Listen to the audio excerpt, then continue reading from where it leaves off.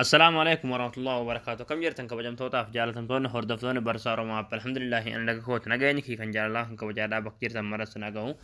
إجادا وتوتن كيا فيديو الرهن كيستي برمس أجايبات برمس أكان اسم برباجسو كبر ديس نيودفه. إجادا وتوتن كيا فيديو كنا يرو رافع دمتن نموت برو براسك جو لايك شير وليف قرادا.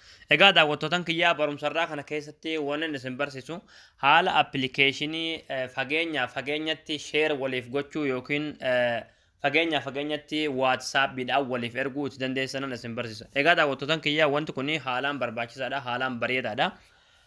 Maaliif yoo jettan jechuudha fakkeenyaaf bilbila tokko tokko appilikeeshinii hunda hin buusu jechuudha. Yeroo tokko tokko appilikeeshinii magad namaaf hin buusu. Namoota akkasiifaadhaaf fageenyumatti appilikeeshinii inni barbaadu san isin bilbila keessan irratti daawuloodii gootanii ergitaniif jechuudha. Egaa wanti kun haalaan nama gargaara, haalaan nama barbaachisa jechuudha isin gale. Akkasuma namoota tokko tokkoof namoota shabakaan isaanii pilaastorii seenee aappii gadi buusuu hin dandeenyeef akkasuma namoota daataa qusatuuf jechuudha isin gale. Fakkeenyaaf bileeyyan keessan kabiyya jiranii faada erguudhaaf biyya garagaraa teessanii jechuudha. Namoonni shabakaa unlimited fayyadamtan jechuudha isin gale. Namoonni shabakaa gahaa qabdan jechuudha. Salphumatti waatsaappiidhaan namaaf ergitanii nama barbaadan gargaaruu dandeessan jechuudha. Ofillee gargaaruu dandeessan jechuudha. Yoo rakkatanillee nama bilbiltanii appilikeeshinii akkana daawuloodii godhanii nuuf ergi jettaniini ofiis fayyadanii namaas fayyaduu dandeessan jechuudha appilikeeshinii kana jechuudha isin gala. Egaa daawwattootaan kiyyaa warroon YouTube channel keenyaaf haarawaa taatan baga nagaa dhuftan jecha YouTube channel keenya subscribe godhachuun dagatinadha. Yeroo subscribe gootan baruun sun asirratti dabarsinu guyyaan nama dura akka simbira ga'uuf mallattoo notificationii san click itti godhaa booda all kan jettu irratti tuqachuun dagatinadha. Egaa daawwattootaan kiyyaa aappiin kan hunda isiniif gochuu danda'u kun kan asirratti argitan kana jechuudha. APK Extractor kan jedhu jechuudha. Egaa appilikeeshinii kana chaanaala Telegram kiyyarraan gad isinii dhiisa. Achirraa daawuloodii godhachuu dandeessanii jechuudha isinii gala. Egaa daawwattootaan kiyyaa yeroo bilbila keessan irratti appilikeeshinii kana daawuloodii godhatan jechuudha.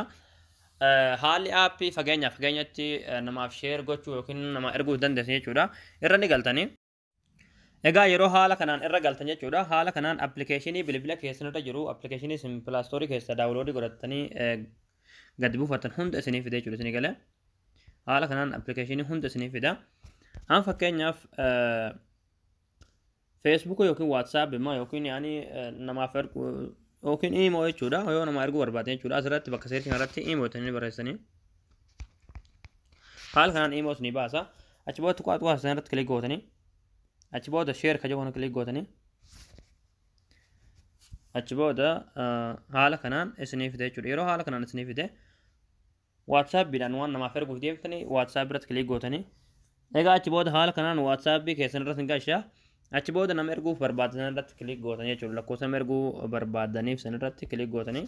Achi booda as gaditti fakkii seendii tana kilik itti gootanii. Achi booda haala kanaan salphumatti nama saniif ergamaa jechuudha. Egaa daawwattootaan kiyyaa barnoonni keenya kanarraa asirratti raawwataa barumsa dabalataa argachuudhaaf chaanaala keenyaaf haarawaa taatan subscribe gootanii maatii keenya ta'uun dagatinaadha. Barumsi keenya yoo isinitti tole isin gammachiisa viidiyoo keenya like share waliif godhuun dagatinaadha. Barumsa birootti nagaa walitti deebinutti waan hordoftaniif galatooma.